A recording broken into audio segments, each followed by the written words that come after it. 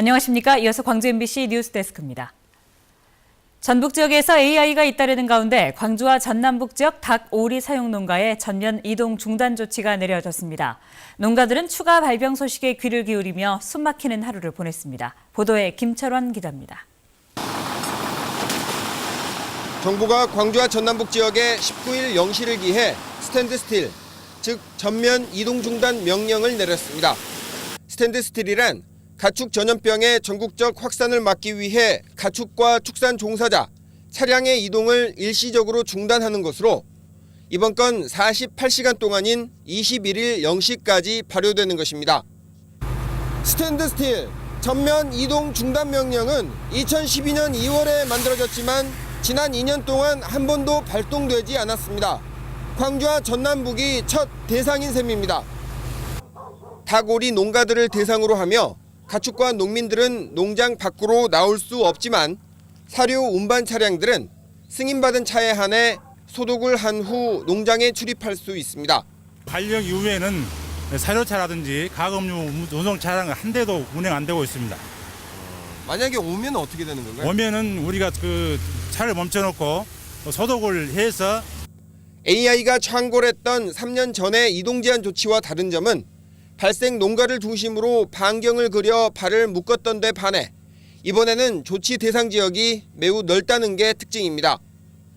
전국 닭오리의 69%가 호남에서 사육되고 있고 2010년 당시 영암에서 최초 AI가 발병된 이후 소동 대처를 제대로 하지 못해 대유행으로 번졌던 전례를 되풀이 말자는 취지입니다. 2010년도의 경우에 전남 전북 지역 서해안 벨트를 중심으로 집중적으로 이렇게 생겼습니다. 전국에서 닭오리를 가장 많이 키우고 있는 광주와 전남 지역에서는 아직 의심 신고가 없습니다. 광주와 전남에서는 지난 2010년 겨울 전남 8개 시군에 AI가 발병해 323만 마리의 닭오리를 살처분한 바 있습니다. MBC 뉴스 김철원입니다. 설을 앞두고 대표적인 제수용품인 영광굴비의 인기가 회복세를 보이고 있습니다. 일본 방사능 여파로 매출이 급감했었던 지난해 악몽에서 서서히 벗어나고 있습니다. 조현성 기자입니다. 꾸덕꾸덕 잘 말린 굴비를 포장하는 손길이 조심스럽습니다. 열흘 남짓 앞으로 다가온 설 명절.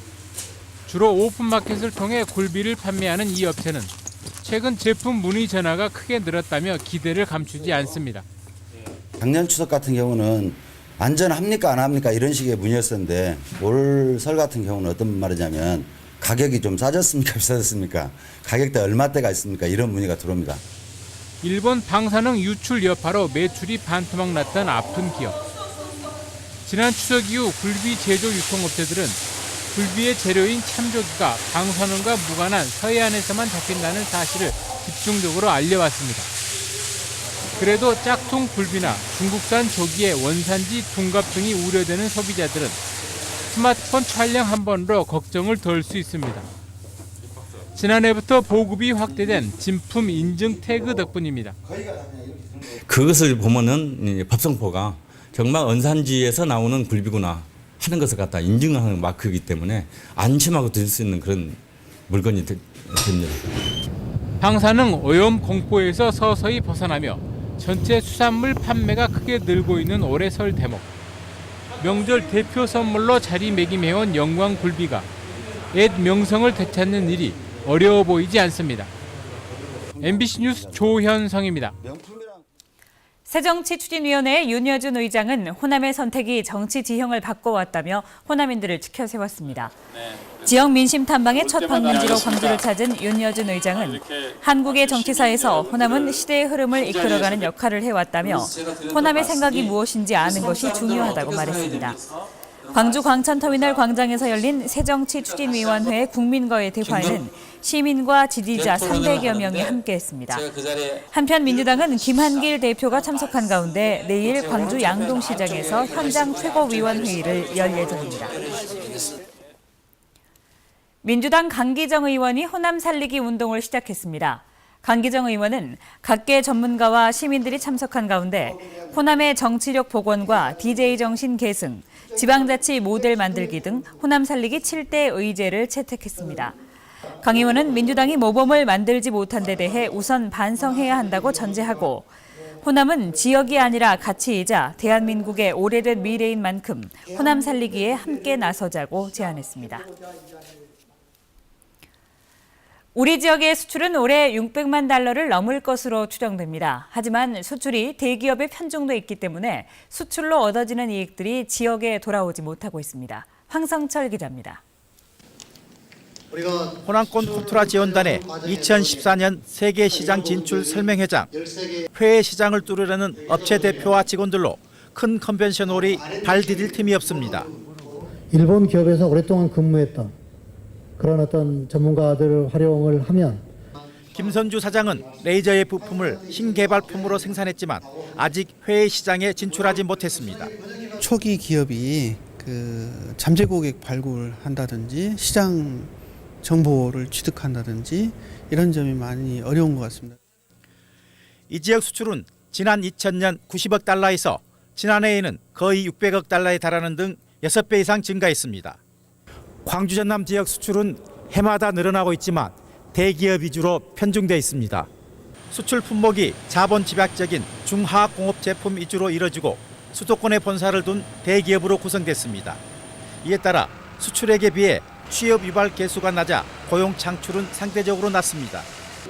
수출 기업의 성과가 지역민의 소득으로 연결되지 않고 있고 중소수출업체들은 새로운 시장을 찾는 데 애로를 겪고 있습니다.